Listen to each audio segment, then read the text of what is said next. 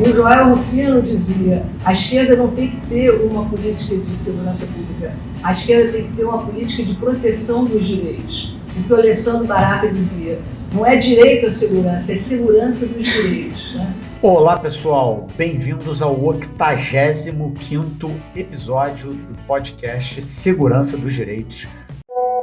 Pessoal, então, eu me empolguei aqui e acabei falando errado. Eu disse que a gente está no episódio 85 do podcast, mas é mentira. Na verdade, a gente está no 86º episódio do podcast Segurança dos Direitos, rumo aos 90 episódios já. É isso. O seu podcast semanal sobre a questão criminal. Estamos aqui, mais uma vez, neste aprazível ambiente virtual para tocar um bate-papo junto com a nossa audiência qualificada. Hoje falamos eu, Rafael Borges, da Brasília, cidade de Nova Friburgo, ainda passando um pouco de frio. Estou com a minha companheira de bancada, querida amiga Juni Cirino, que vai dar um oi para a audiência qualificada. Olá! Quero dizer que essa semana, ou hoje em particular, eu tô, assim, me sentindo fora do Rio de Janeiro. Tá um tempo cinzento, horroroso, chuvoso. Sinceramente, não foi pra isso que eu saí de Curitiba. Que exagero, deve estar 23 graus, mas tudo bem. Tá mesmo, mas tá Mas tudo bem. Pessoal, a gente tá aqui hoje com um convidado muito especial para falar de um tema muito especial também. O querido pesquisador Fernando Alemany, que conduziu uma pesquisa muito interessante, muito densa, sobre, de certa forma, podemos dizer que sobre, de certa forma, um desdobramento, né, do livro maravilhoso, Punição, Estrutura Social, que ele faz uma leitura, vamos dizer assim, adaptada à realidade brasileira e mostra facetas do livro que eu mesmo tinha percebido nas leituras que já fiz e desvenda coisas e nos apresenta lacunas e propõe leituras muito particulares, muito densas, muito específicas e absolutamente fundamentais para a criminologia brasileira hoje, no estado em que ela se encontra. Eu fiquei realmente encantado pela dissertação dele e acho que vocês ficarão pelo bate-papo e vai ser muito legal tocar esse episódio aqui hoje. Eu queria lembrar a nossa audiência qualificada que a gente está em praticamente todas as plataformas de áudio. Temos também um perfil no Twitter, né, que é o Segue Direitos. Pessoal, eu queria, antes de começar o episódio, fazer uma correção relativamente a um erro que eu cometi no episódio anterior, por qual foi alertado. E que eu acho, enfim, agradeço muito esse apontamento. O podcast é feito desses inputs e desse diálogo com a audiência qualificada, né? No episódio passado, a gente ouviu aqui o querido amigo Rômulo, defensor público, e na ocasião eu festejei o dia da Defensoria Pública, né? A semana da Defensoria Pública, né? A gente teve até a sorte de estar gravando com ele justamente num dia que estava ali dentro da semana da Defensoria Pública. E eu tratei disso como se fosse o dia ou a semana do defensor e da defensora pública, e não é. É o dia da Defensoria Pública como instituição. É a semana da Defensoria Pública como instituição. Eu acho isso importante porque a Defensoria é composta, além do seu quadro de defensores e de defensoras públicas, por servidores muito qualificados e absolutamente fundamentais para a prestação do serviço qualificadíssimo que a Defensoria presta, né? A Defensoria não é feita só de defensores e de defensoras, tem também os serventuários, né? Tem também o seu corpo, que não é propriamente de defensores e de defensoras, mas que está ali auxiliando os defensores e as defensoras, enfim, prestando um papel, prestando um serviço fundamental para proteção, né, para garantia dos direitos dos assistidos, que, portanto, deve ser festejada também nessa semana especial aí que passou. Bem, então fica aqui o meu registro e o meu pedido de desculpas. Bom, então, sem mais delongas, vamos dar início imediato a este 85º episódio do podcast Segurança dos Direitos, seu podcast semanal sobre a questão criminal, que hoje virá na forma de um bate-papo com o queridíssimo Fernando Alemanha. Então, pessoal, queria, antes de mais nada, agradecer muito a presença do Fernando aqui hoje, agradecer ele ter, enfim, bate-pronto aí, aceitou esse convite, está aqui com a gente, fazendo esse bate-papo, e queria abrir um espaço inicial aqui para o Fernando se apresentar rapidamente para a nossa audiência qualificada e para a gente poder começar esse bate-papo aqui com ele. Antes de qualquer coisa, muito obrigado pelo convite. Eu sempre ouvi muito o podcast de vocês. Não vou dizer que eu já zerei todos os episódios, mas eu estou quase. Então, para mim, é uma enorme felicidade, uma honra estar aqui hoje como entrevistado apresentando o meu trabalho. Como o Rafael já falou, meu nome é Fernando Alemani. Eu atualmente, faço meu doutorado em criminologia na Faculdade de Direito da Universidade de São Paulo, sob orientação do professor Maurício Dieter. Eu fiz o mestrado também em criminologia, apesar de, na época, ainda não haver a divisão dentro do departamento na área de criminologia e direito penal, né?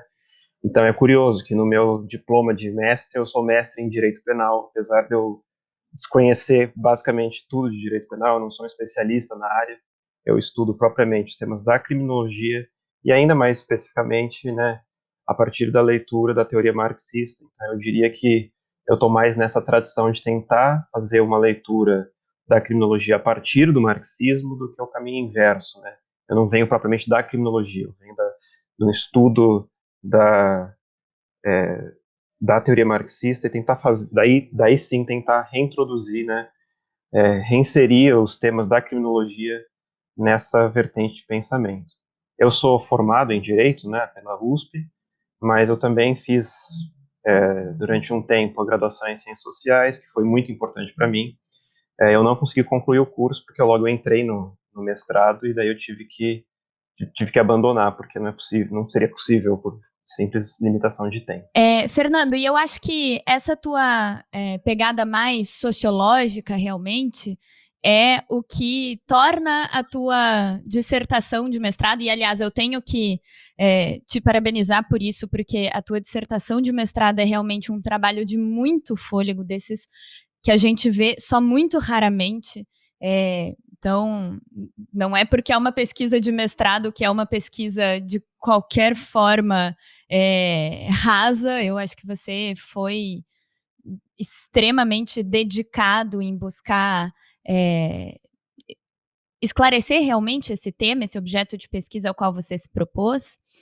E eu queria começar pedindo para você explicar para a gente um pouco, não só, né, qual a importância, né, do Rush e do Kirchheimer, dessa tese fundamental deles, que é o ponto de partida da tua pesquisa, da tua dissertação de mestrado, mas também te perguntar o que te leva a querer reexplorar essa obra para pensar a realidade brasileira, certo? Por que você parte do Rush e do Kirchheimer, que são, enfim, né, esse pilar, digamos, da criminologia crítica, da criminologia marxista, e de que maneira que você entende que esse é um pontapé fundamental para você reexplorar e quase assim repensar toda a história dos sistemas de punição na realidade brasileira?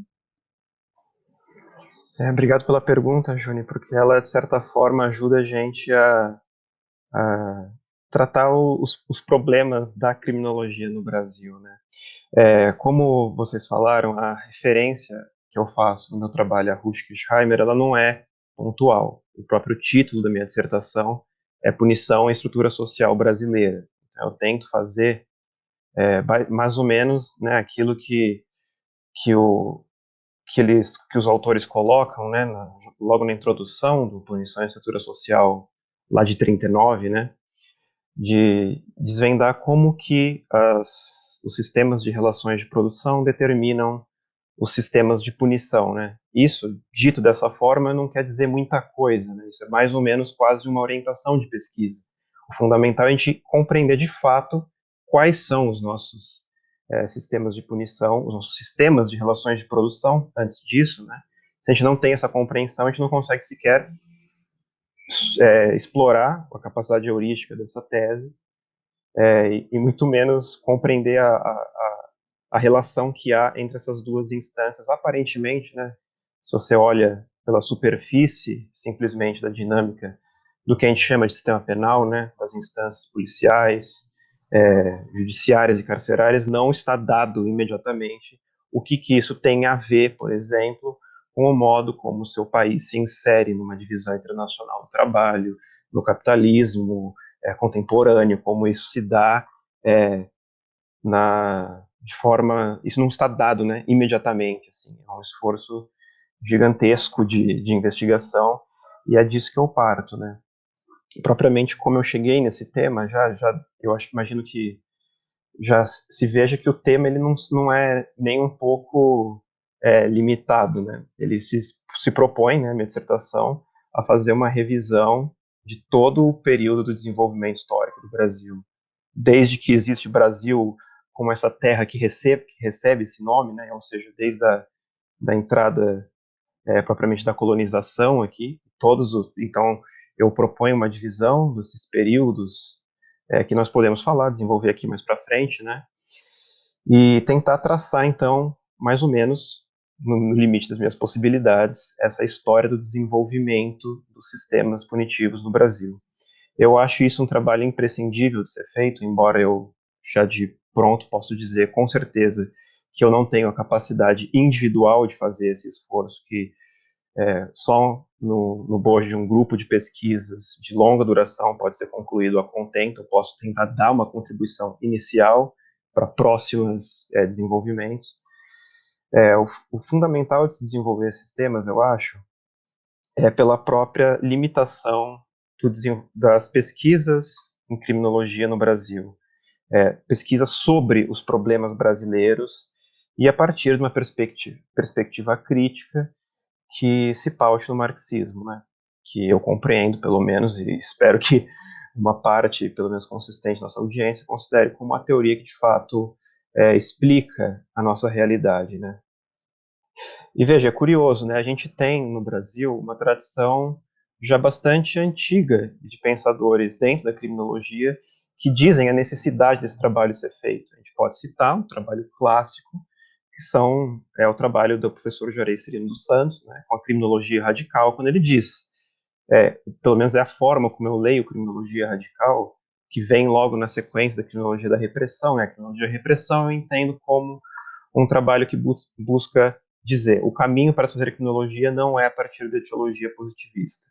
A gente tem que compreender a sua contribuição, mas não é por esse caminho mais. E a criminologia radical, então, bota uma nova pauta, dizendo a partir desses pesquisadores. E lá o professor Jorecino resgata contribuição de Ruth Kirchheimer, contribuição de Dario Melossi e Máximo Pavarini, contribuição do próprio Foucault, que não era marxista, mas tem contribuições importantes para o desenvolvimento de uma crítica marxista da criminologia, na criminologia, né? Mas, ou seja, o que ele está fazendo lá? É uma pauta do trabalho que deve ser feito, mas o trabalho sendo feito mesmo ainda é muito insuficiente. Eu digo que, na verdade, eu não vejo esse corpus teórico como um corpus teórico ainda, a gente não está construindo ele, né? Então, nesse sentido, eu comecei, né, propriamente o meu mestrado em outro tema. Eu ia estudar algo relacionado à privatização dos presídios, vejam bem. Só que logo no início eu já vi como esse tema era, em certo sentido, subestimado, né? Não vamos entrar nele aqui, mas como eu já investigando essas coisas, eu deparava com a insuficiência de uma compreensão mais totalizante da realidade brasileira. E eu falava, eu não posso fazer uma pesquisa sobre um tema específico se eu não consigo encaixar isso depois na totalidade social da qual ele faz parte, né? Então, eu considero que esse é um tema que eu me proponho a fazer, né, de fazer a crítica desses sistemas penais, da evolução dos sistemas penais no Brasil. É um trabalho necessário ser feito, e, de novo, não pode se bastar no esforço individual de uma só pessoa, até porque eu não tenho ainda o acúmulo suficiente para fazer isso. Eu estou apenas ainda no início do meu doutorado, né? Não sequer cheguei na qualificação, então ainda não me considero um pesquisador pronto, né? Mas eu já tenho, acho que, a consciência e a certeza de dizer que esse é um tema fundamental que eu acho que a criminologia crítica no Brasil devia concentrar todas as suas forças. Fernando, eu fiquei muito impactado pela tua pesquisa, porque assim, o Punição e Estrutura Social é um livro absolutamente fundamental, né, para entender os processos punitivos dentro do regime capitalista. Na verdade, acho que é o livro que, pela primeira vez, descortina essa questão, e é o livro que, primeira vez, promove um diálogo, vamos dizer, profícuo entre a compreensão do sistema penal e o marxismo, propriamente dito, né? É a primeira vez em que esses assuntos se misturam, né, vamos dizer assim, de forma tão profícua, de forma tão esclarecedora. O Punição Social ele sempre me encantou porque ele explica, né? No fim das contas, ele explica e desmistifica. Há uma tese central no livro que ela pode ser usada até assim, popularmente para explicar como que a pena de prisão é um fenômeno historicamente demarcado e que tem vinculação explícita e historicamente comprovada com o regime capitalista, né? Isso facilita muito até o debate político em torno da pena, né? Essa conexão que o Punição e Estrutura Social estabelece de forma absolutamente científica entre punição e estrutura social. E aí você pega o livro, cara, e faz uma coisa muito legal, que é explorar o legado desse livro no Brasil, né? E assim, por mais que o livro seja compreensível e por mais que o livro indique e proponha explicações, eu sempre senti falta de uma explicação que desse conta da realidade brasileira, né, à luz do Punição e Estrutura Social. E parece que é justamente esse desafio que você se propõe a vencer, né, vamos dizer assim, e vence com muito sucesso. Né? A gente chega realmente ao final da tua pesquisa esclarecido acerca de como o Punição e Estrutura Social é importante para a compreensão da realidade brasileira, mas que deve sofrer uma série de outros inputs, deve sofrer uma série de outras leituras, uma série de outros dados, várias outras informações, para que aquilo seja compreendido com clareza histórica e sociológica. E aí você ter me falado que você fez Faculdade de Ciências Sociais me deixou um pouco mais tranquilo, porque tranquilo no sentido de eu entendi melhor por que o teu livro é tão perpassado, né, por leituras sociológicas e por compreensões típicas e muito próprias da sociologia. E aí eu queria que você explorasse um pouco isso aqui com a gente. Quer dizer, você afirma no seu livro que a tese central do Punição do seu livro, já estou chamando de livro, né, mas na sua pesquisa, que a tese central do Punição e Estrutura Social não explicaria tão bem a dinâmica atual da punição, sobretudo em solo brasileiro, né? Por que não explica? Que tipo de informação, que tipo de dados você teve que se apropriar para, adaptados à exposição de punição e estrutura social, dar essa relação, dar essa dinâmica atual como explicada, né? É isso que eu queria entender um pouco. Por que não explica? E do que você teve que se apropriar para então propor uma explicação? Eu acho que para começar a responder essa pergunta, a gente tem que falar sobre os limites do livro Punição e Estrutura Social, né?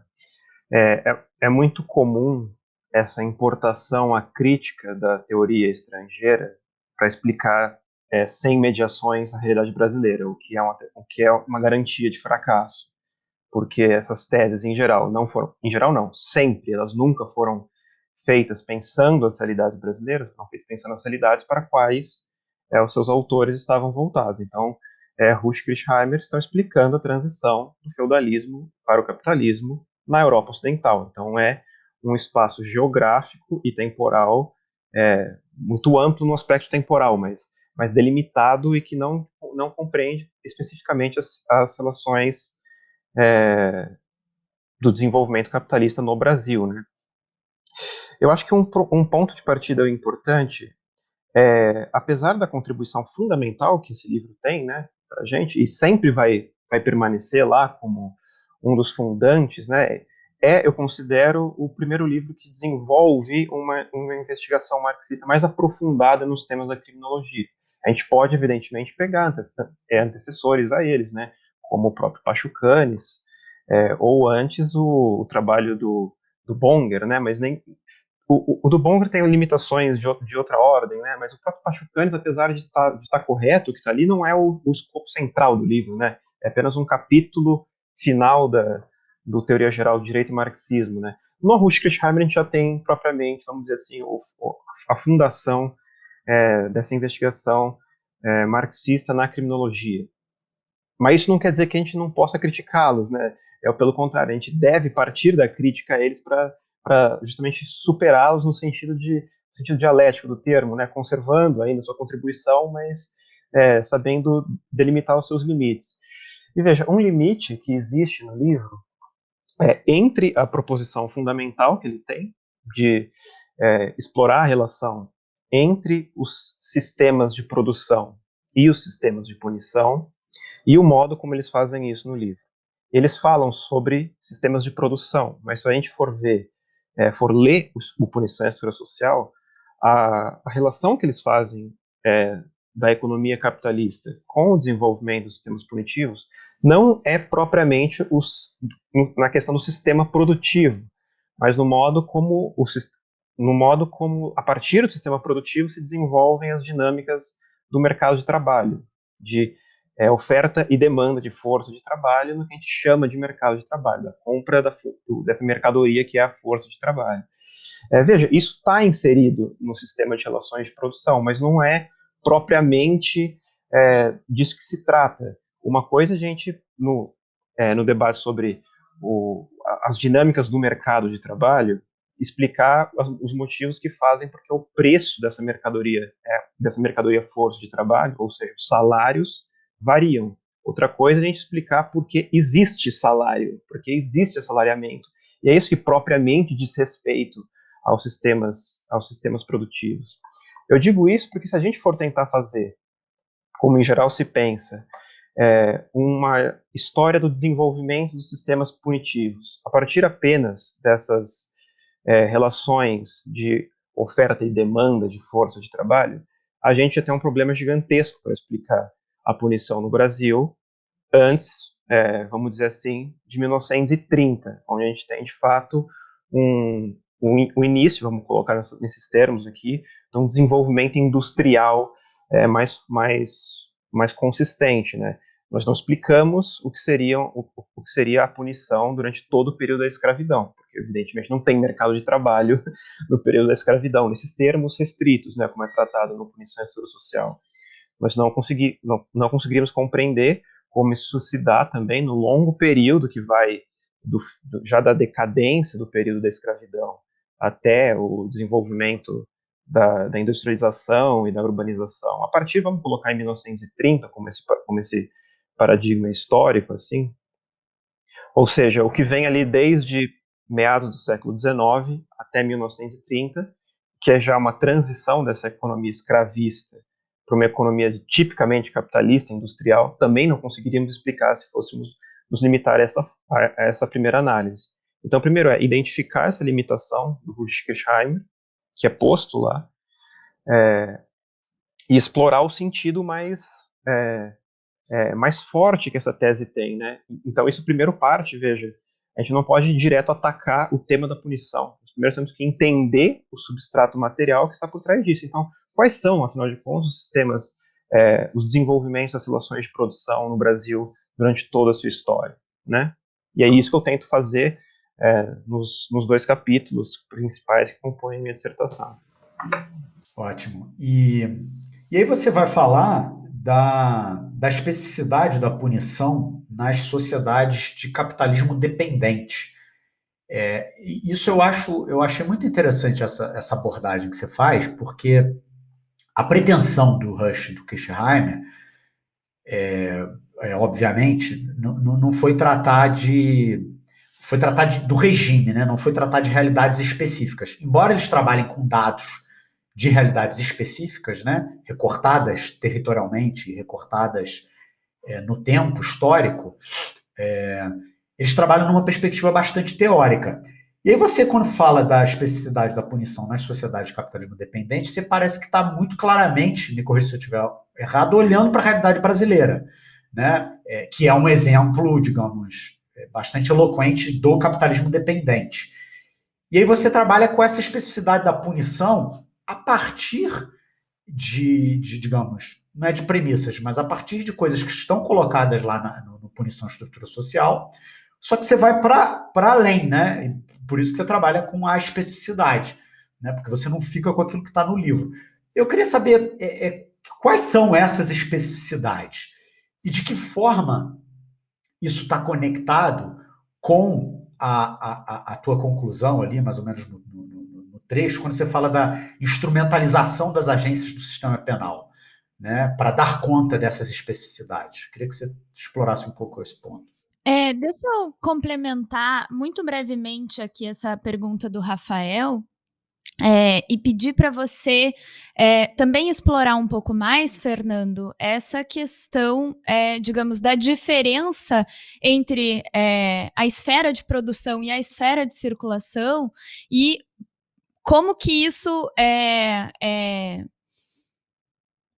como que essa diferença tem relevância para a gente pensar essa especificidade da realidade brasileira, né, da história dos sistemas de punição brasileiros, no sentido de tentar entender melhor aonde que existe, digamos, essa limitação presente na obra do Rush e do Kirchheimer de talvez não se atentar com tanta ênfase a esfera de circulação e a relevância disso para a gente pensar, especialmente a realidade brasileira contemporânea. Tá, eu acho que eu consigo responder as duas perguntas mais ou menos numa tacada só. Só para esclarecer o que a Juni quer dizer quando ela diz sobre as diferenças entre circulação e produção, é mais ou menos isso que eu já estava falando sobre uma coisa a gente analisar as oscilações dos salários e tentar relacionar os sistemas punitivos com base nisso, que é o que está mais claro no texto do Rush Kirchheimer e nos outros que posteriormente se apropriam disso. Eu acho que o exemplo máximo dessa tentativa de pegar esse circulacionismo, vamos dizer assim, para explicar a punição, está naquele artigo do Jan Jankovic, né, ou Jankovic, não sei exatamente como se pronuncia, sobre o mercado de trabalho nos Estados Unidos, né. Um artigo breve, mas que ele tenta mais ou menos ver se essa proposição do Rush Kirchheimer se aplica lá ainda. E eu considero que o trabalho, apesar dele se basear em dados empíricos, ele sofre desse certo mecanicismo, né, de tentar aplicar a forceps a teoria numa outra realidade, né. Ele tem assim, as conclusões, eu acho, muito limitadas. E isso seria a circulação, né, as oscilações próprias do salário. Da produção, o que a gente trata como relação de produção é justamente o assalariamento, a existência de salário, e não de outras formas de se produzir a riqueza material, né. E isso, estabelecer bem essa divisão, eu acho muito fundamental para compreender a especificidade da punição no Brasil, porque se a gente fosse prender a essa concepção mais difundida de pegar as estatísticas de mercado de trabalho, de aumentos e quedas dos salários, para explicar a punição, né, no sentido de que quando o mercado de trabalho está com escassez de trabalhadores, você teria daí uma punição, uma forma punitiva que, de certa forma, tenta explorar a força de trabalho encarcerada, né, para extrair dali, para fins produtivos, e quando você tem um excesso de força de trabalho no mercado, daí você teria, então, uns sistemas punitivos que apenas contém, restringe e mesmo pratica extermínio dessa população excedente. Isso tem limitações evidentes na aplicação para a compreensão da realidade brasileira. O exemplo mais claro disso, eu acho que é o período recente dos governos progressistas do Partido dos Trabalhadores, né, quando a gente teve as menores taxas de desemprego, ou seja, a gente pode dizer que o mercado de trabalho está com escassez de força de trabalho, já que a gente está num cenário de quase pleno emprego, e mesmo assim, esse período corresponde perfeitamente ao período do maior encarceramento da nossa história. Então, se nós nos prendermos nisso, isso não explica, né, já disse anteriormente, não explica escravidão, pela simples falta do pressuposto, que é um mercado de trabalho, não explica o período da transição, propriamente para uma economia capitalista desenvolvida, e tampouco explica o momento do capitalismo mais desenvolvido, que é o nosso atual, certo?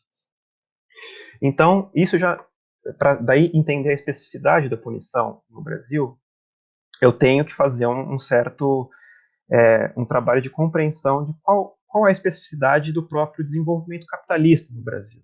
O Brasil, atualmente, é um país capitalista. Quanto a isso, não há dúvidas, apesar de na historiografia a gente ter um grande debate sobre em que momento, precisamente, se deu esse estabelecimento. Mas que hoje em dia nós vivemos uma economia capitalista, isso é indubitável. Apenas o pessoal que defende terra plana vai dizer algo contrariamente a isso, certo? Mas qual é a especificidade desse desenvolvimento capitalista? O Brasil é um país capitalista, mas não é um país capitalista da mesma forma como os Estados Unidos é um país capitalista, ou como a Noruega é um país capitalista, ou como qualquer outra realidade que nós possamos pensar. Qual é a especificidade do desenvolvimento capitalista no Brasil? E para investigar isso, eu tive que recorrer à sociologia brasileira, ao estudo do desenvolvimento do pensamento marxista no Brasil. Eu não sei se é do interesse de vocês a gente desenvolver essa revisão bibliográfica, mas pontualmente eu devo dizer que o que eu considero o ponto mais alto assim do pensamento sobre a realidade brasileira a partir do marxismo é o que hoje em dia a gente está sendo, de certa forma, bastante resgatado por alguns pensadores em torno da teoria marxista da dependência, né? Ou seja, a compreensão do Brasil como um país de capitalismo dependente, não apenas periférico, né, mas qualificar os termos que nós queremos dizer aqui. O que isso quer dizer? Isso não é uma mera periferia, é um país dependente. Mas em que sentido? No sentido de que, e eu prometo que eu não vou me perder só nesse ponto aqui, mas apenas para dar uma noção de contexto.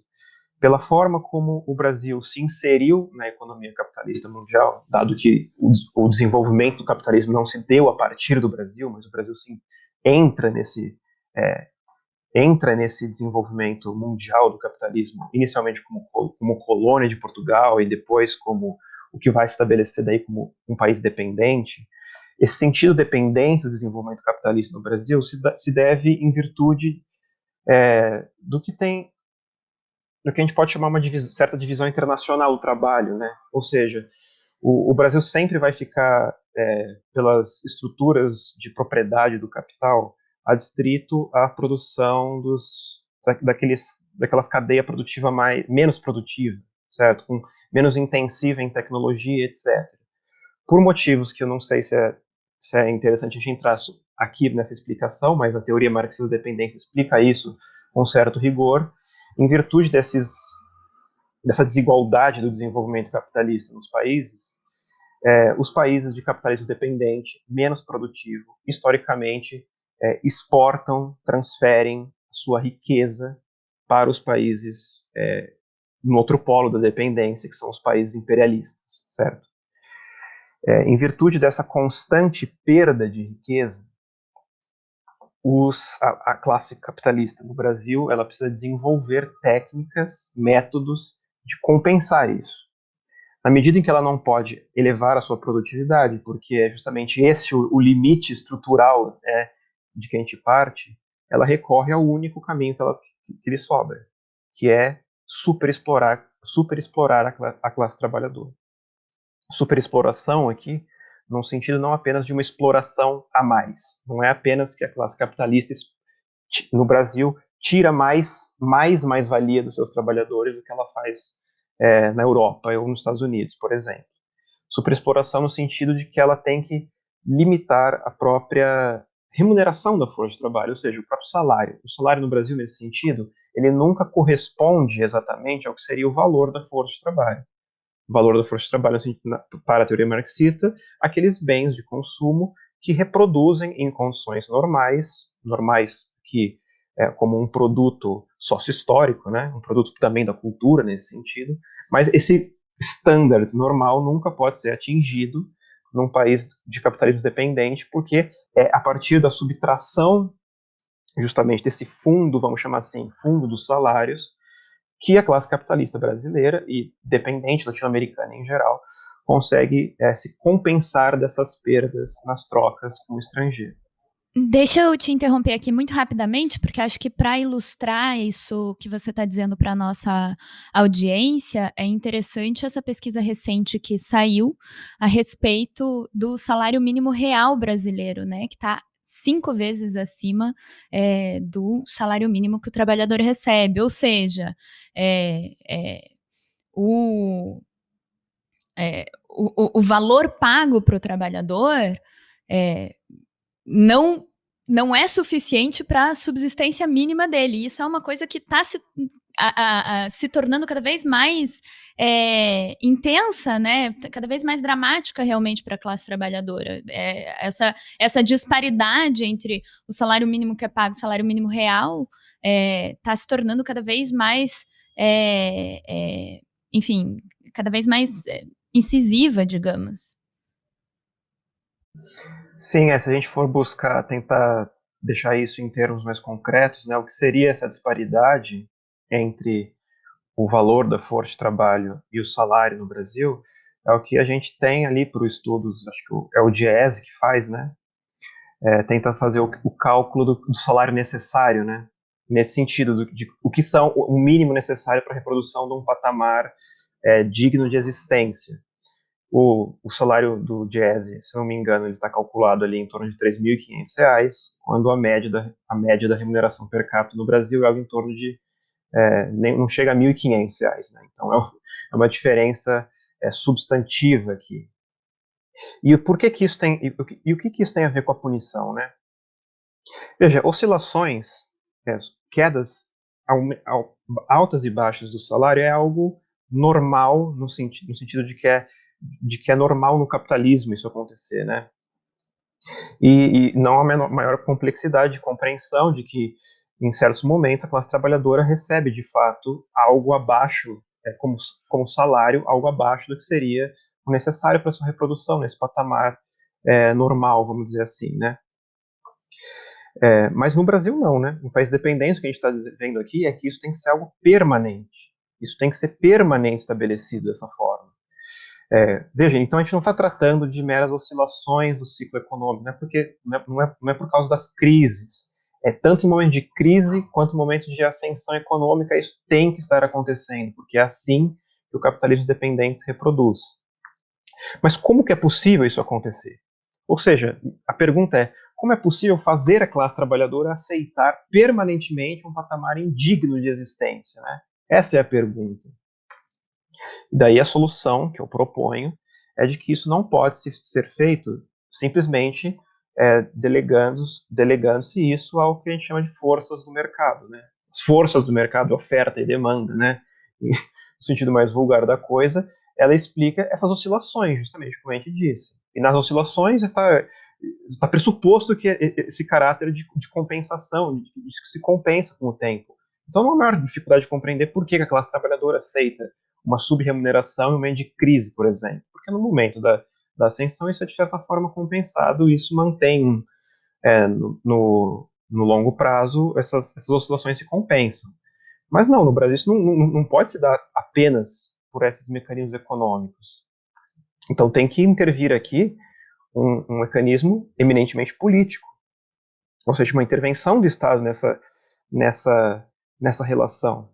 E qual que é o braço do Estado que teria a força e a organização necessária para fazer isso? E eu sustento que só pode ser o sistema penal. Porque o sistema penal é essa forma da organização da violência do Estado. O Estado, né, se a gente pegar a definição que Weber dá para o Estado é essa violência legítima organizada pelo Estado. Né? Vamos deixar o legítimo de lado por enquanto, vamos pensar apenas na parte da violência organizada pelo Estado. O que é essa violência organizada pelo Estado? É o próprio sistema penal. Não existe outra. Podemos pensar no Exército também, mas o Exército está ligado a outras relações. Mas a violência que o próprio Estado exerce sobre a sua população, embora recentemente, né, e não tão recentemente, nós estamos vendo uma hipermilitarização, né, da própria, do que a gente chama de segurança pública, né, no Brasil, mas quem exerce essa violência na prática é o sistema penal. Então, é o sistema penal que intervém aqui para realizar esse que é o que eu chamo de um sentido da punição no Brasil, né? Resgatando a noção de sentido que é explorada por Caio Prado Júnior, né, quando ele vai no seu clássico sobre a formação do Brasil contemporâneo, né, ele trata do sentido da colonização. O que é sentido da colonização? É a colonização do Brasil como uma empresa comercial que exporta para a Europa, né? E ele diz, esse é o sentido que vai determinar, determina, de certa forma, o desenvolvimento histórico no Brasil. A gente sempre, por mais que a gente varie as estruturas políticas e não sejamos mais uma colônia há muito tempo, mas a gente ainda tem certa forma esse sentido no modo como o Brasil se integra, né, no sistema capitalista mundial, de sempre ser essa empresa comercial que produz para fora. Eu adapto essa noção no sentido de pensar aqui, qual é o sentido histórico da punição no Brasil? É esse, né? É o de realizar através da força, né? Permitir que se realize essa superexploração da força de trabalho no Brasil. Eu acho que dessa forma eu mais ou menos respondo às colocações da Júlia e do Rafael aqui, né? Se tiver alguma incompletude, por favor, estou à disposição. Não, eu acho que está perfeito. Eu sei que o Rafael quer explorar com mais ênfase, digamos, esse período mais recente da história brasileira. Mas eu queria antes que você, muito brevemente, porque assim, na tua dissertação você faz uma passagem que eu acho muito interessante, falando sobre as especificidades, né, da evolução histórica dos sistemas de punição no Brasil. E não quero entrar em detalhes com relação a isso, mas eu queria que você comentasse um pouco brevemente quais são, digamos, as remanescências dessas particularidades da história dos nossos sistemas punitivos que permanecem e que são bastante presentes na contemporaneidade, né? Queria que você, muito rapidamente, indicasse aqui o que você entende por esses resquícios, digamos assim, dessa particularidade histórica nossa. Ok, isso mais ou menos a gente entra no tema do segundo capítulo da minha dissertação, né? Só para explicar para a audiência, né? A minha dissertação ela tem basicamente 2 capítulos, fora a introdução, né? E uma breve, menos de uma página, em considerações finais, né? Mas os principais 2 capítulos são o capítulo primeiro, que é justamente nesse que eu trato sobre o sentido da punição, esse é o título do capítulo, né? Que é mais ou menos o que eu já expus aqui na resposta das perguntas anteriores. E o segundo capítulo, que de fato compreende o grosso da dissertação, né, busca fazer daí já essa análise da história da punição, né? Ou seja, ok, eu entendi já qual que é esse sentido, mas como que isso aconteceu e acontece na prática, né? E daí eu divido mais ou menos a história dos sistemas punitivos no Brasil em 4 grandes períodos.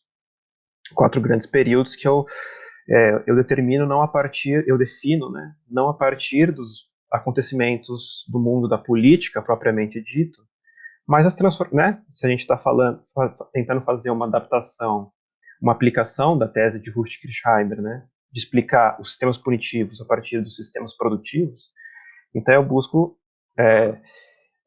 estabelecer os marcos temporais aqui na base dos diferentes sistemas produtivos, né? Ou melhor dizendo, né, das diferentes formas com que o capitalismo foi se desenvolvendo no Brasil. Então eu faço a divisão basicamente em 4 períodos. O primeiro período seria o que a gente pode chamar da economia colonial, que dura ali desde o início da colonização no Brasil até mais ou menos, né, meados do século XIX. Não existe um marco temporal preciso, uma data em que a gente acordou no dia seguinte, a gente está em outro período, né? Esse é um processo de transformação que acontece por vários anos, né, por décadas, na verdade, mas mais ou menos ali em meados do século XIX, quando a escravidão vai entrando, o sistema baseado na escravidão vai entrando em desagregação pelas restrições, inicialmente, das fontes de compra de escravos, né, de tráfico de escravos com a África, né, lembrando que a Lei Eusébio de Queiroz é de 1850, exatamente, né, no meio do século XIX. A partir de então, né, com o fim do tráfico de escravos, lentamente a escravidão entra em desagregação. E quando ela de fato é abolida, juridicamente, ela já foi praticamente abolida na prática, né? E nesse primeiro período, então, como que se articularia a punição ali? Evidentemente que ela não... se a gente está pensando na punição, a punição sobre a classe trabalhadora, quem é a classe trabalhadora nesse primeiro período? Pelo menos aquela que articula fundamentalmente a economia no Brasil, né? Ou seja, a parte, a economia de subsistência, que não está propriamente integrada ainda ao início do desenvolvimento capitalista, mas sobrevive nos seus interstícios, vamos colocar assim, né? Quem é a classe trabalhadora aqui é a população escrava, certo? Então, ela não é força de trabalho no sentido dessa mercadoria que se vende constantemente. O próprio trabalhador é uma mercadoria. Então, falar aqui num sistema penal ainda é muito incipiente, porque o escravo é propriedade do seu senhor. Então, quem exerce a punição sobre ele é uma punição eminentemente privada aqui. Então, o sistema penal nasce no Brasil como esse sistema privado de punição. A gente pode desenvolver as especificidades disso já no início ainda nesse período inicial, nas especificidades das cidades, né? Principalmente aqui os trabalhos que se desenvolvem sobre isso com mais força tratam do Rio de Janeiro, né? Logo capital do Império, né? Quando a capital quando a capital do Império Português muda para o Brasil, né? Mas isso é uma especificidade desse momento, né? O fundamental aqui é a compreensão dessa punição exercida privadamente, né? E que vai, de certo modo, se manter, mesmo depois da decadência já da escravidão, durante um segundo outro longo período, que eu coloco como do início aí já de uma economia propriamente capitalista, né? E já nesse sentido de que é uma economia de exportação, né? Uma economia primária exportadora para, fundamentalmente, os mercados de consumos de bens de consumo imediatos na Europa, né? Que é todo aquele ciclo de produção, o segundo ciclo de produção do açúcar, a produção fundamentalmente do café, né, em São Paulo, em que ainda você tem, né, daí uma dinâmica interessante, já que acabou o tráfico de escravos, mas a escravidão ainda não foi abolida, você tem um tráfico interno muito interessante, uma dinâmica de tráfico interno em que o Sudeste ascendente compra à força os escravos do Nordeste, né, que se desagrega a economia nordestina com o fim do ciclo do açúcar, né, e como isso já explica daí uma certa as disparidades dos desenvolvimentos regionais do capitalismo no Brasil, né? O Nordeste daí fica como essa região que, dizer atrasada é uma palavra equivocada, né? Mas que fica para trás, vamos colocar assim, ou pelo menos não é o polo dinamizador mais do desenvolvimento capitalista no Brasil, que vai para o sul e sudeste, para o sudeste e sul, né? Mas esse segundo período, né, que vai ali então desse meados do século XIX até propriamente o início ali da industrialização, 1930, né, o início uma consolidação da industrialização, por assim dizer, né, onde a gente tem daí certas formas híbridas, né, e o início de uma tentativa do Estado de tomar isso nas suas mãos, né, e eu trato isso na minha dissertação como é curioso o primeiro sistema, a gente pode chamar de um proto-sistema penal ainda, né? Ele é articulado.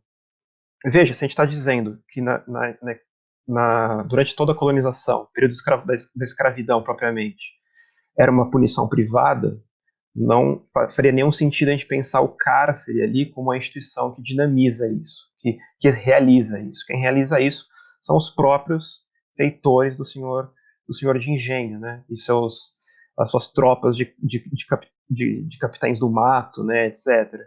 Aqui nesse segundo período, a gente já tem o Estado, de certa forma, tentando fazer isso, mas ele ainda não faz através das prisões. As prisões estão ali já estão ali, já tem um desenvolvimento das prisões.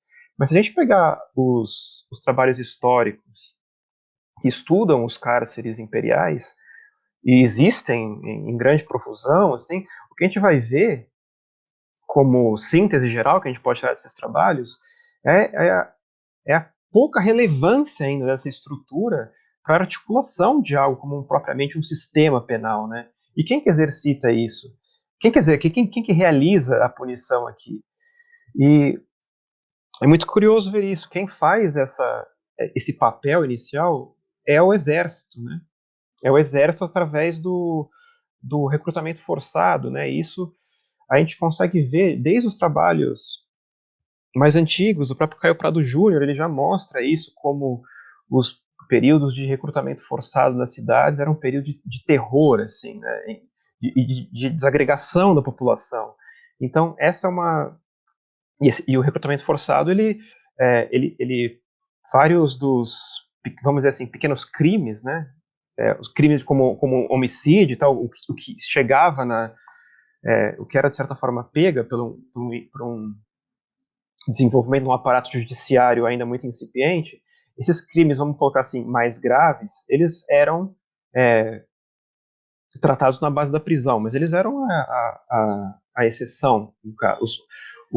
A punição no Brasil, ela sempre nunca se voltou propriamente para punir o homicídio, ela sempre se estruturou em torno daquilo que são os crimes contra a ordem pública, né? Que é essa caixinha, esse grande guarda-chuva que não tem uma definição muito precisa, justamente porque essa sua indefinição conceitual é o que justifica ela, né? Porque todas essas formas de se punir, vamos colocar assim, as expressões da vida das classes trabalhadoras, das frações da classe trabalhadora mais pauperizadas, assim. Então, vadiagem, a gente pode pegar a criminalização da capoeira, né, já como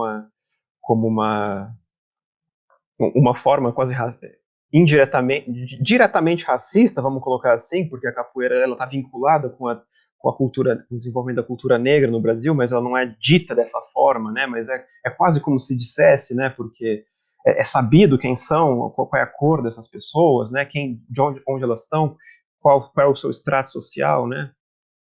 Mas então isso de certa forma generalizado o que seriam essas pequenas ilicitudes, assim. O Estado ainda não tem a capacidade de lidar com isso, a não ser através do Exército. E o Exército faz isso com o recrutamento forçado. O recrutamento forçado, ele justamente pega essas pequenas ofensas, assim. As pessoas que são pegas dessa forma, elas não são encarceradas, elas são mandadas para o Exército, né, para serem recrutadas à força, né? E isso tem um papel fundamental justamente nessa desarticulação desses resquícios de economia de subsistência, né? A economia de subsistência é uma economia que se baseia justamente no trabalho familiar, né? Da família que trabalha aquele pequeno pedaço de terra. Se uma parte da família é retirada de lá porque o pai foi encarcerado e mandado para o exército, né? foi recrutado à força, essa economia de subsistência vai se desagregando e vai se formando daí o que é o que a gente chama na teoria marxista, né, de um exército industrial de reserva, que é essa força de trabalho já totalmente desvinculada da posse, da propriedade e da posse direta dos meios de produção, né? Meios de produção aqui no caso da economia familiar, a própria terra, né? Então, se você não tem os braços para trabalhar essa terra, eventualmente você abandona essa terra e vai trabalhar daí sim sob forma assalariada, né? E como veja, o que eu estou dizendo aqui é que esse papel inicial que o recrutamento forçado teve, ele tanto articula já, de certa forma, um proto-sistema penal, né, como ele tem esse papel desagregador dessa economia natural, vamos colocar assim, de subsistência, né, que é a necessidade do capitalismo. Né, é um capitalismo que se erige sobre base escravocrata. por motivos que a gente pode tratar já já, o capitalismo aqui ele não emprega, os capitalistas não empregaram como primeira escolha a força de trabalho que estava disponível naquele momento, que seria a força de trabalho dos ex-escravos, né? Ele preferiu, e sempre preferiu, a força de trabalho branca, e tanto que a gente tem daí toda a história da imigração europeia, como ela foi subsidiada pelo Estado, né? E os enormes contingentes populacionais que vieram para cá. Mas a força de trabalho negra, ela sempre foi preterida, né? Mas é necessário ainda mantê-la, né? Apesar de sendo preterida, é necessário mantê-la à cerca, né? Então, o recrutamento forçado ele teria essa função. A gente não vai, basicamente o que é dito é assim, né? A gente não vai te empregar, mas você precisa estar aqui como desempregado. Você não pode buscar outra coisa. Então, antes, né, de se desenvolver propriamente um sistema penal, né, como essa articulação de aparatos policiais, judiciários e carcerários, o recrutamento forçado através do Exército, que era a única instituição mais ou menos bem estabelecida, institucionalmente e materialmente bem estabelecida em todo o território nacional, ela teve essa função, né? Certo. Fernando, eu queria vir, digamos, para uma quadra histórica mais recente e que está assim, macro definida na tua pesquisa, aí me corrija se eu estiver errado, dos anos 80 para cá, né, nos grandes marcos temporais ali que você estabelece. E aí, assim, de fato, é possível colocar a economia capitalista brasileira dos anos 80 para cá dentro de uma grande definição, né, única, vamos dizer assim. Mas ela tem nuances, né, que você mesmo reconhece, né? Você mesmo coloca na tua pesquisa que os anos, notadamente do governo Lula, do governo petista, significaram ali uma certa distribuição de migalhas, enfim, que diferencia um pouco do período anterior, mas que nem por isso diferencia de forma significativa o suficiente para que a gente defina, desse ponto de vista aqui, esse período histórico como um período histórico completamente diferente, ou completamente discrepante, né? Ele é uma continuidade. E você fala que a coisa da punição, o sistema penal, você não observou, né, nenhuma diferença muito significativa dentro desse grande período, né? A gente até tem ali o início de vigência de uma lei penal muito importante, que é a lei de drogas, né, que responde por talvez 30%, né, do encarceramento brasileiro hoje, ou cerca disso, né, e responde muito mais pela intervenção das agências do sistema penal, né? Grande parte, quase a totalidade, eu diria, né, das intervenções que o sistema penal, que as agências do sistema penal produzem, incidem hoje na realidade brasileira, elas têm como pressuposto, em alguma medida, a aplicação da lei de drogas, né? Pelo menos aquelas intervenções mais violentas, aquelas intervenções mais mortíferas, né, como as chacinas policiais nas favelas, como, enfim, o dia a dia das favelas cariocas, quer dizer, a maior parte dessas intervenções são realizadas a pretexto de fazer cumprir a lei de drogas, né? É meio tosco, mas é a verdade. E você fala que, apesar de você reconhecer ali na lei de drogas também um marco importante, significativo, você também não vê ali uma grande inflexão, né? Uma grande mudança de tratamento da questão. Então, eu queria aproveitar esse finalzinho aqui do nosso episódio para explorar um pouco mais esse marco temporal mais recente e que você explicasse em que sentido, quer dizer, em que pese o capitalismo brasileiro tenha mudado um pouco, notadamente, dos anos 2000 para cá, né, por força aí do que fizeram os governos petistas na nossa economia. Isso é o mesmo marco, né? Quer dizer, não teve grandes mudanças em termos de sistema penal, né? E me corrige se eu estiver errado, se eu tiver lido erradamente a tua pesquisa. Então, eu entendo que o ponto de maior interesse é com certeza a gente falar sobre os dias atuais, né? E daí eu acho que para a gente começar a compreender isso, acho que tem uma certa má compreensão do que representou, né, o período dos governos do Partido dos Trabalhadores na história, no todo da história do Brasil, né. Veja, o que eu estou falando, o que eu estou defendendo aqui é que a punição, né, os sistemas penais, eles se articulam em torno da necessidade política de realizar essa que seria a principal relação de produção aqui na nossa periferia dependente, que é a superexploração da força de trabalho. Quando a gente pega isso junto com esse período dos governos do PT, em que a gente teve, de fato, isso não pode ser minorado, a importância disso, programas de redistribuição de renda, muito importantes, que tem que ser defendidos a todo custo, etc., né? Mas isso não contradiz esse fundamento do desenvolvimento capitalista no Brasil. Pelo contrário, se não houvesse superexploração da força do trabalho no Brasil, ou seja, se não houvesse uma descida à força das condições de existência da classe trabalhadora, você não precisava redistribuir renda através do Estado. Justamente o próprio sistema capitalista, pelo seu sistema normal de salariamento, deveria garantir pelo menos um mínimo existencial, né? Obviamente que isso não corresponde a um mínimo que a gente chamaria de digno, sequer nos países centrais, mas o pressuposto da redistribuição de renda é que essas pessoas já não têm o mínimo imprescindível, né? Então, nesse sentido, ele não se diferencia tanto assim do que é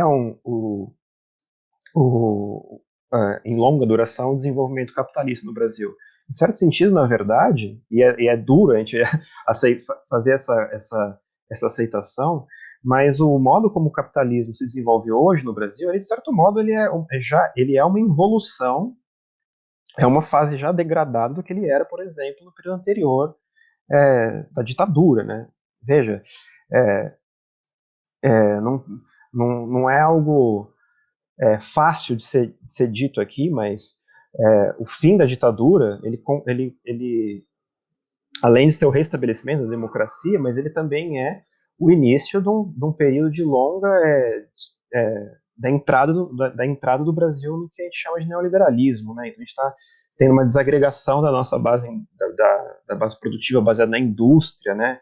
Então vamos dizer assim, o que seria nessa historiografia que eu coloquei aqui, o que seria o terceiro período desse desenvolvimento, seria justamente esse que vai da década de 30 até mais ou menos anos 80, né? Que é o desenvolvimento de uma economia já propriamente industrial no Brasil, já de capitalismo desenvolvido nesse sentido.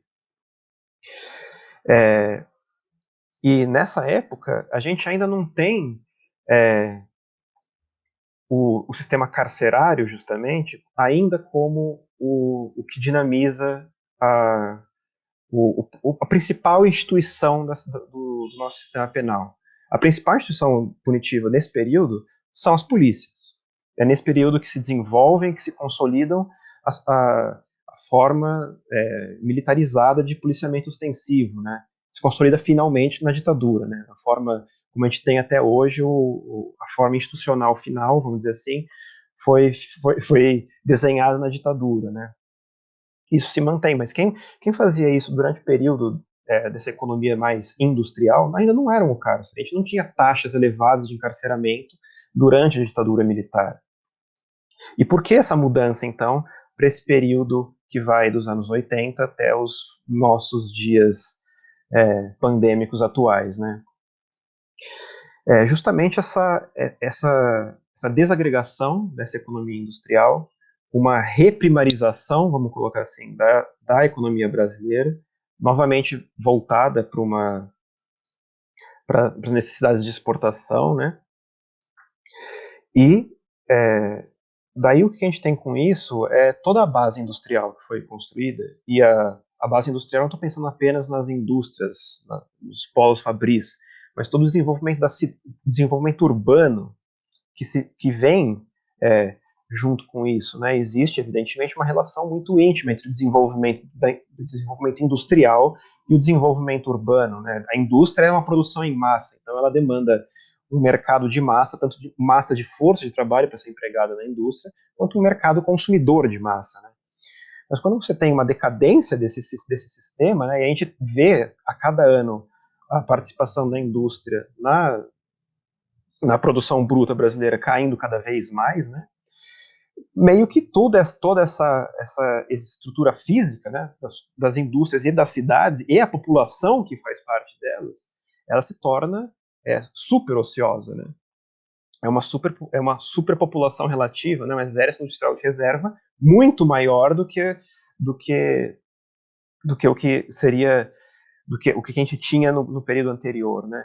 E daí é que o cárcere tem essa fundamental importância, justamente na contenção física dessa população, né?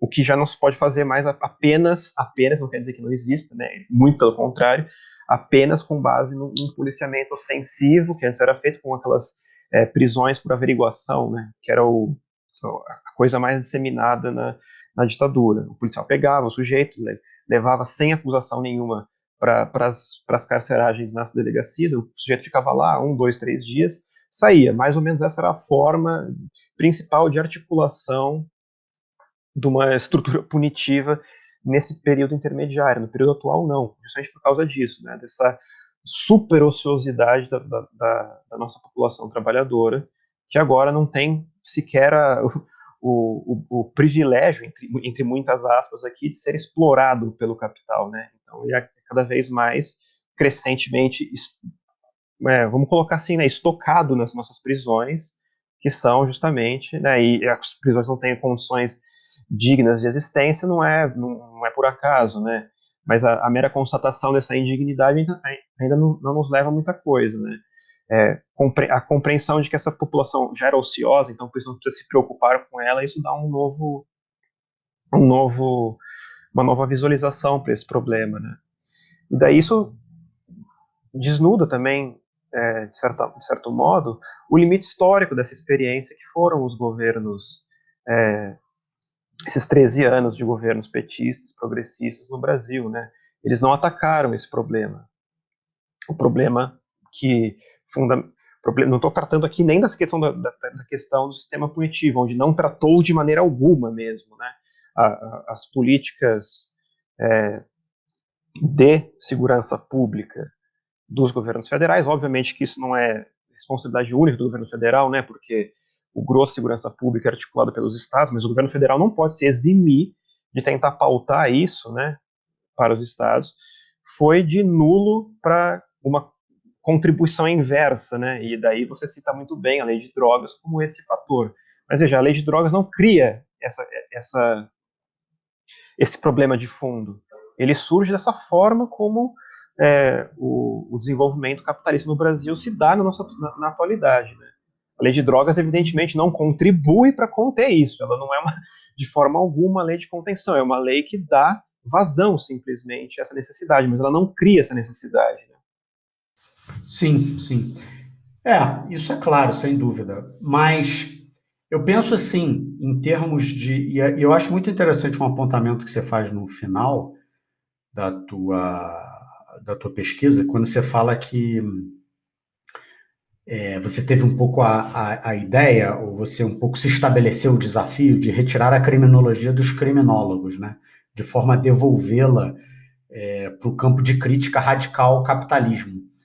E, no fundo, eu acho que a proposta do Rush do Kirchheimer era essa mesmo, né? Posicionar essa reflexão num campo de crítica radical ao capitalismo. E eu acho que você faz isso muito bem, né? Você faz isso muito bem a partir das relações, das conexões que você estabelece na pesquisa. Agora, eu queria insistir um pouco mais nessa coisa da lei de drogas, Fernando, por sua importância na realidade brasileira hoje, né? E por sua importância na conformação do sistema penal, não apenas como dispositivo habilitador do encarceramento, como eu disse, mas dispositivo habilitador também do puro e simples exercício do poder punitivo. Você acha que a lei de drogas, né, da forma como ela está colocada, ela ela significa que as agências do sistema penal foram completa e absolutamente instrumentalizadas para atender às especificidades da punição num país capitalista dependente, como é o Brasil. Você acha que isso...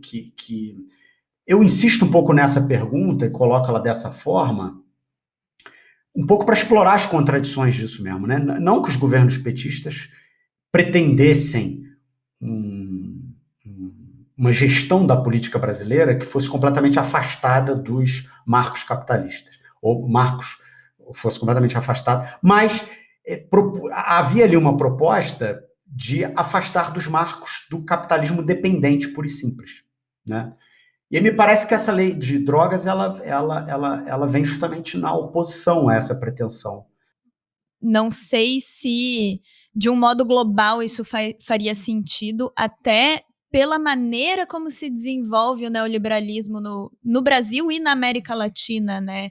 Que é um neoliberalismo até forçado para a realidade latino-americana, para a realidade brasileira, e, enfim, adaptado para essa realidade, mas sempre servindo aos interesses ainda dos países imperialistas, me parece. Mas aqui só uma reflexão como uma parte, assim, fechei esse parêntese. Não, é isso mesmo. E aí, apesar disso, as válvulas e os mecanismos e as engrenagens de um sistema penal ou a instrumentalização das agências do sistema penal colocadas a serviço, né, desse sistema de punições específicas, ele se mantém intocável. Eu acho que é isso que você fala, né, no final das contas, né? Você nem atribui tanta importância assim à lei de drogas, né? No sentido, olha, não é isso aqui, é guerra às drogas. Se não fosse guerra às drogas, ia ser guerra a outra coisa. A questão são as engrenagens, a questão são os sistemas, mas isso não muda, né? Eu acho que cabe, né? O Rafael fez uma afirmação que pode parecer forte para nossa audiência, mas cabe que o Fernando explique por que ele diz que você não dá tanta importância para a lei de drogas. Acho que é um ponto importante ser tocado aqui. Não, inclusive porque ele me convenceu. Eu dava importância até antes de ler o trabalho dele. E, portanto, fiquei convencido do contrário. Tá bom, então a pergunta de vocês, ela tem a ver com essa questão de outra categoria da teoria marxista da dependência, que eu emprego bastante na minha dissertação, que é a categoria de subimperialismo. Veja, a superação da dependência, e daí eu vou sustentar aqui que os governos do PT nunca tiveram esse propósito, até porque eles não têm, que eu saiba internamente, uma elaboração teórica sobre isso, né? Acho que eles vão em um outro caminho. Mas a superação da dependência, eu creio que ela possa se dar basicamente de dois modos, né? Uma seria a superação da dependência no sentido do Brasil se tornar uma economia imperialista, né? O que estaria pressuposto aqui todas os aparatos estatais de intervenção estatal da economia que fizeram das economias imperialistas o que elas são. Ou seja, fundamentalmente, principalmente, né, uma economia, uma política industrial muito forte, né, que não foi, de modo algum, o padrão dos partidos trabalhadores, das políticas do PT, né? Um outro sentido de superação da dependência é a superação dessa própria oposição entre dependência e imperialismo, o que seria um programa radical, revolucionário e socialista de superação da ordem, o que muito menos está no escopo de horizonte político do PT, né? Mas esteve, talvez, com certeza inconscientemente, mas a tentativa de consolidar o Brasil como uma economia subimperialista, né? E o que seria essa economia subimperialista? Veja, não é apenas um imperialismo soft, né, ou algo desse gênero, mas mesmo dentre os países dependentes, a teoria da dependência não é algo vulgar nesse sentido de apenas existem imperialistas dependentes, não existem diferenças internas entre cada um desses grupos. Entre as economias dependentes, a gente pode pensar economias que são que conseguem atingir um certo patamar de desenvolvimento industrial, de desenvolvimento capitalista mais desenvolvido do que em relação às outras, né, nesse sentido da produtividade do capital que é empregado ali, que elas conseguem reproduzir internamente essa esfera dependente mais ou menos as mesmas relações de dependência que o imperialismo estabelece com elas. Mas veja, ela não supera essas relações, ela as reproduz num outro nível, num nível inferior, vamos dizer assim.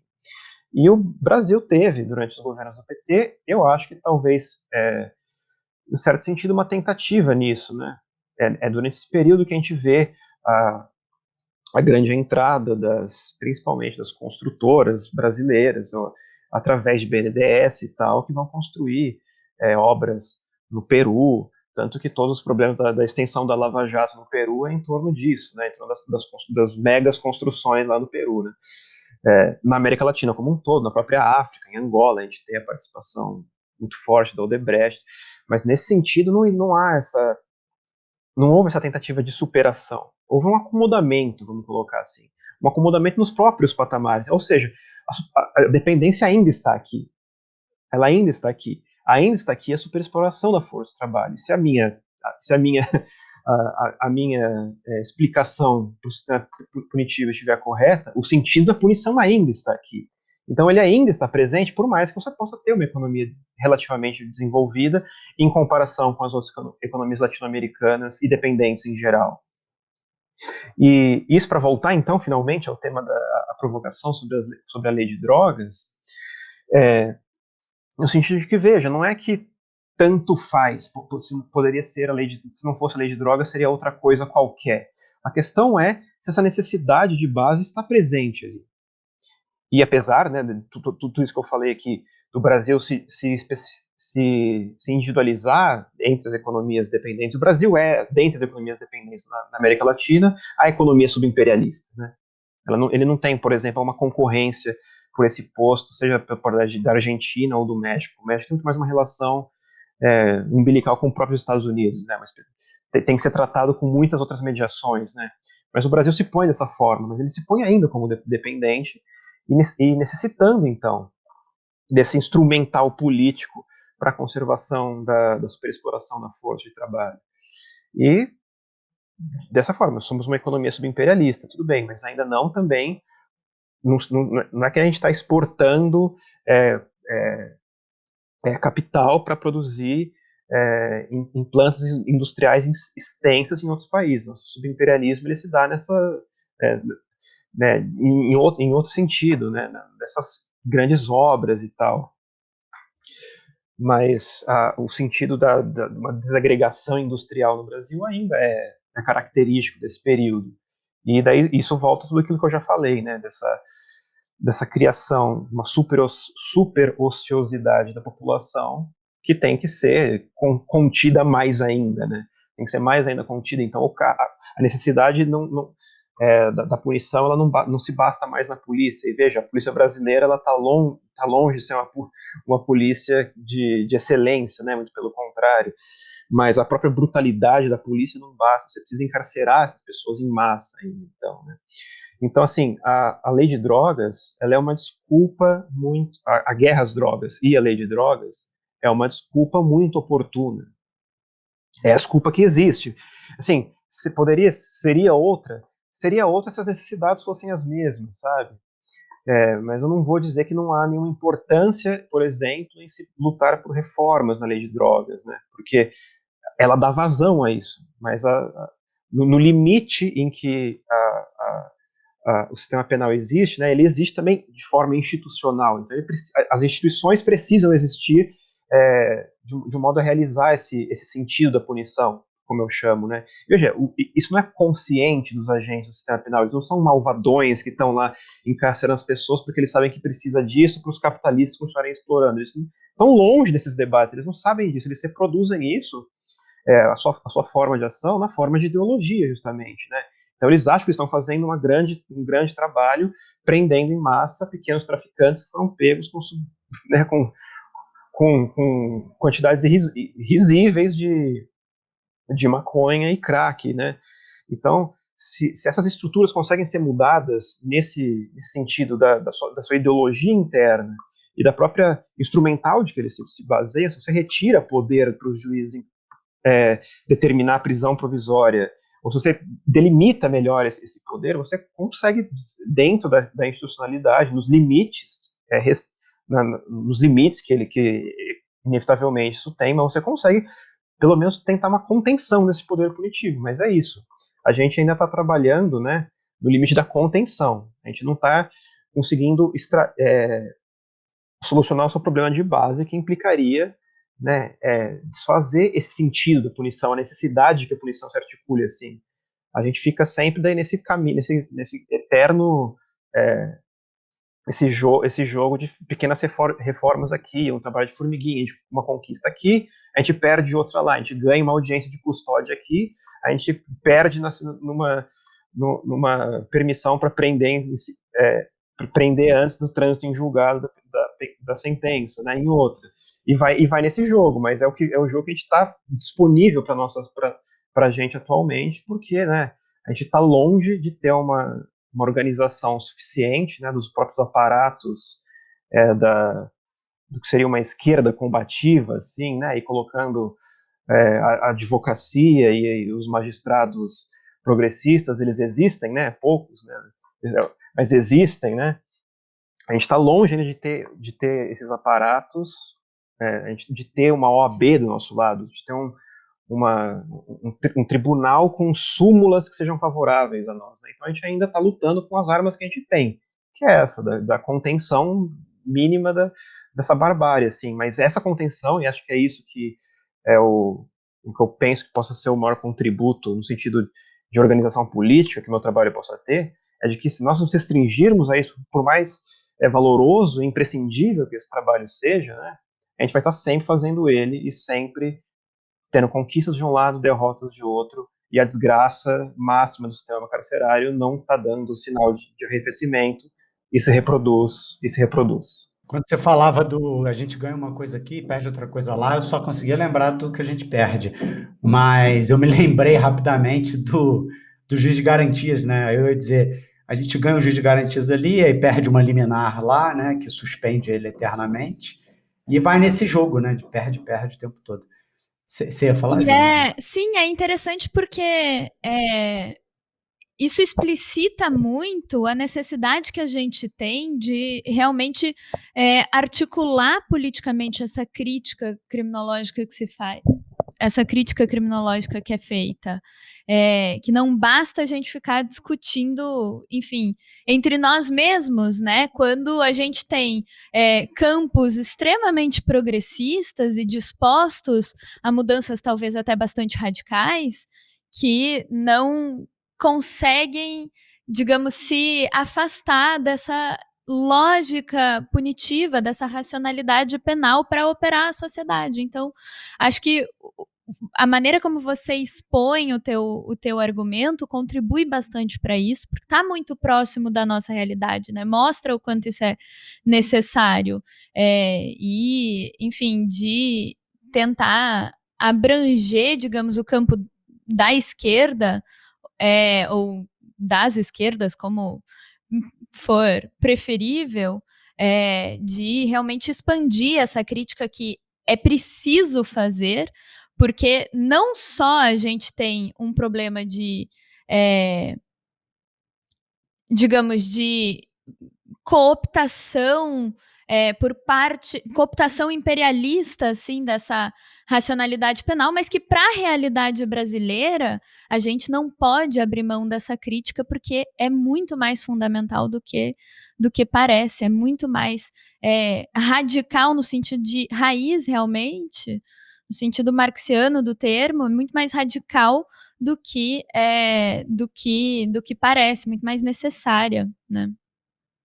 Exato. Eu acho que daí, explorando o potencial político do meu argumento, né, eu acho que o que a gente precisa, além de continuar com o trabalho que a gente já vem fazendo dentro dos limites dos aliados que a gente tem, é ter consciência do limite disso e colocar isso honestamente num programa, certo? Senão a gente vai estar sempre reproduzindo o que, na última instância, são mentiras, né? A gente dizer, não, a gente precisa reformar as instituições, porque quando a gente colocar bons juízes lá, daí vai acabar o punitivismo. Isso é uma mentira, porque o próprio sistema penal se articula em torno dessa... ele não está fazendo algo diferente do que ele deveria fazer. É a gente que acha que ele deveria fazer outra coisa, mas o que a gente acha existe apenas na nossa cabeça, né? Existe, obviamente, na principiologia do direito penal, por assim dizer, né? E a gente tem que se valer disso como na própria guerra de trincheiras que a gente está aqui. Mas não é porque a gente gosta muito dos princípios do direito penal, é uma guerra de trincheira, a gente caiu nessa trincheira, a gente não escolheu estar nela. Ela nos serve pontualmente nessa guerra tática, né? Então nós temos que defender, evidentemente, um sentido quase a defesa. Isso é curioso, né? É paradoxal que eu aqui me coloque como marxista, mas diga ao mesmo tempo que a gente tem que defender o legado da burguesia revolucionária, né? Na aplicação. É a defesa da legalidade democrática, e infelizmente é esse trabalho que a gente tem que fazer de imediato. Até porque a gente não pode imaginar uma realidade capitalista que prescinda do poder punitivo nos moldes como ele se coloca hoje. E acho que é isso que você deixa tão claro pra gente. Exato. Mas a gente tem que fazer essa defesa, porque é isso que nos serve ainda para o nosso objetivo, né? Mas se a gente não tem clareza do nosso objetivo, a gente tampouco vai conseguir superar isso. E daí nós continuamos reproduzindo o que em última instância é mentiras. A gente fala que as instituições podem ser diferentes, elas não podem ser diferentes, elas são exatamente como elas deveriam ser numa ordem capitalista, numa ordem capitalista dependente, elas são assim, o que a gente está propondo aqui é mais ou menos um programa de desarticulação delas, né? Então vamos falar a verdade, né? O que a gente tem que colocar isso no bojo de um programa de transformação radical da realidade. E para ser claro, precisamente, um programa revolucionário de superação da própria ordem capitalista, né? Um programa que não tenha nenhum problema em se afirmar politicamente como socialista. E eu vejo isso como algo que parece que é tabu de você dizer isso para as pessoas, né? E a gente sempre tem que ficar falando com palavras escondidas, né? Não, é isso mesmo, a gente tem que fazer um programa socialista, porque o que senão o que a gente está fazendo em última instância é dar armas para os nossos inimigos. Porque enquanto a esquerda continua mentindo para a população, dizendo que dá para gerir um mundo melhor nessas instituições, a direita já parou de fazer essas mentiras, ela sabe muito bem que o mundo é assim, ela não mente mais à população dizendo que existe um mundo melhor, ela fala, não, o mundo é esta porcaria mesmo, aceite isso, senão você vai morrer, né? E veja, eu acho curioso isso, a gente fala do Bolsonaro, né, de como ele é essa figura ridícula e caricata, assim, mas involuntariamente, talvez o Bolsonaro tenha falado, e talvez por isso, justamente, ele tenha sido eleito, ele falou a única verdade realmente necessária de ser dita, que é o famoso, né, tem que mudar isso daí. De fato, tem que mudar isso daí, mas obviamente que eu não endosso a perspectiva de mudança do Bolsonaro, pelo amor de Deus, não é disso que se trata, assim. Mas a necessidade da mudança, a consciência da mudança, a gente não pode dar isso, a esquerda não pode dar isso para os seus inimigos, né? Exato, e a consciência de uma mudança que venha acompanhada, carregando, digamos, essa crítica ao poder punitivo, porque também de nada adianta, né, a elaboração de um projeto realmente revolucionário que ainda esteja alicerçado, digamos, nessa necessidade quase, assim, que é tão naturalizada, digamos, do poder punitivo, da repressão. Então, é uma construção que deve ser feita de maneira muito delicada, né? Muito ponderada. É isso. Bom, pessoal, acho que com essa mensagem política aqui do final, a gente vai finalizando, então, esse nosso episódio. A gente já está com o tempo estourado.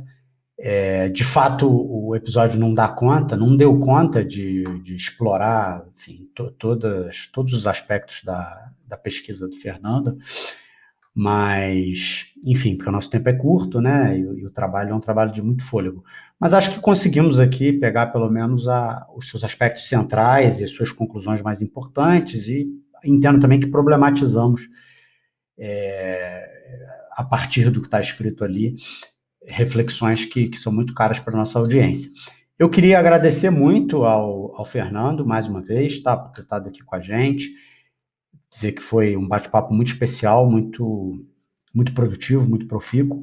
Vou passar a palavra para a Juni também se despedir de você e da nossa audiência qualificada, e por último você vai ter a palavra, Fernando, para fazer suas considerações finais, deixar o seu tchau e deixar com a gente também a dica de um livro para a nossa audiência, que não seja um livro jurídico, tá bem? É a proposta aí desse bloco final do episódio, tá bom? Muito obrigado, hein? Fernando, obrigada por ter aceitado o convite. Já tinha algum tempo que eu queria ter feito esse convite para você, porque sei, enfim, da importância que tem a tua pesquisa e do quanto ela vai, digamos, inspirar muita gente a explorar realmente essas limitações, digamos, da criminologia crítica tradicional, né, de matriz europeia, para explicar a realidade latino-americana, não num sentido de só buscar as especificidades, digamos, latentes, né, as especificidades de superfície, mas de realmente buscar compreender as especificidades estruturais, né, que correspondem realmente à nossa formação enquanto sociedade, à nossa formação enquanto países de economia dependente, enfim, e o quanto isso sim é relevante para a gente pensar a realidade brasileira, a realidade latino-americana, e não tanto essas especificidades de superfície, né? Essa superfície a gente só consegue compreender a partir do momento que a gente tem esse intuito, digamos, de compreender aquilo que está mais além, né, digamos, do que da aparência do fenômeno do sistema de justiça criminal no Brasil. A gente tem que compreender realmente o que é estruturante para que isso se dê dessa forma. Como eu falei no começo, tua pesquisa é uma pesquisa de muito fôlego. Lamento que a gente não tenha mais tempo para continuar explorando isso por aqui, mas sei que você ainda tem uma trajetória como pesquisador que vai render muitos frutos, e espero eventualmente ver publicada, se não essa dissertação, pelo menos a tese de doutorado, que tenho certeza que vem fortificada, né, que você está explorando, continuando a explorar esse tema, digamos. E, enfim, agradeço muito a tua presença, acho que fizemos um excelente episódio aqui hoje, e deixo o meu até breve para nossa qualificadíssima e querida audiência. Bom, de novo, eu só tenho a agradecer ao Rafael e a Juni pelo convite. Eu sempre ouvi o podcast e agora estar participando aqui, para mim, eu me sinto muito honrado pelo convite. Eu agradeço os elogios da Juni e do Rafael à minha dissertação. Eu acho que um pouco superdimensionados. Eu mesmo não tenho essa visão. Eu acho que ainda é um trabalho inconcluso, tanto que eu ainda não pretendo publicar imediatamente, porque eu sei que eu tenho que fazer algumas transformações substantivas nele, né, da própria forma como ele se apresenta. Assim. Mas como eu estou no doutorado, isso vai ficar para um capítulo posterior, mas vai sair eventualmente. Como sugestão de livro, sendo pego assim de sopetão, eu não pensei nisso antes, né? Mas um que eu achava muito curioso nas minhas pesquisas, eu não integrei uma análise literária na pesquisa propriamente, mas isso eu achei muito curioso quando eu estava estudando aquele período que eu falei, né, da desagregação da economia escravista e o estabelecimento, e o longo período que vai ali, né, meados do século XIX, primeiras décadas do século XX, né, onde você tem que formar propriamente uma classe trabalhadora. Um livro que eu não trata disso, né, mas ele me permitiu acessar um aspecto interessante disso.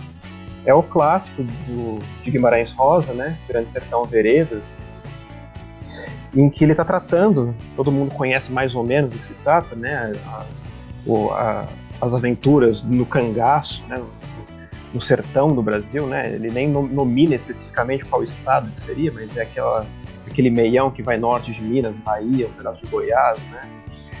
E é muito curioso que os próprios cangaceiros, é uma história sobre cangaceiros, né?